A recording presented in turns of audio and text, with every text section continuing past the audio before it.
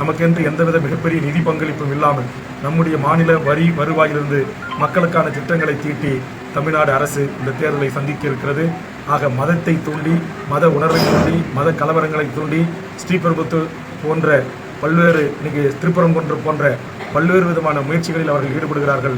அத்தனை முயற்சிகளையும் இன்றைக்கு நாம் ஒன்றொன் பின் ஒன்றாக வெற்றிகளை, அந்த சதிகளை முறியடித்து வெற்றி கண்டு வருகிறோம். அந்த வகையில் ஒன்றிய பாரதிய ஜனதா அரசின் கடாவிடி ஆணவ அட்டூழியம், ஒரே நாடு, ஒரே தேர்தல், ஒரே சட்டம், ஒரே மொழி, ஆட்சி மொழி, ஒரே இந்து துத்துவா என்கிற நிலையில் இங்கு இஸ்லாமியர்களும் கிறிஸ்தவர்களும் இந்துக்களும் தமிழ்நாட்டில் அண்ணன் தம்பியாக வாழ்கின்ற இந்த நாட்டில் பாரதிய ஜனதா தலைவர் சொல்லுகிறார், நாங்கள் ஒரு பாபரி மசூதி போல் ஒரு சூழ்நிலையை இங்கு உருவாக்குவோம் என்கிறார் திருப்பரங்குன்றம் விஷயத்தில்.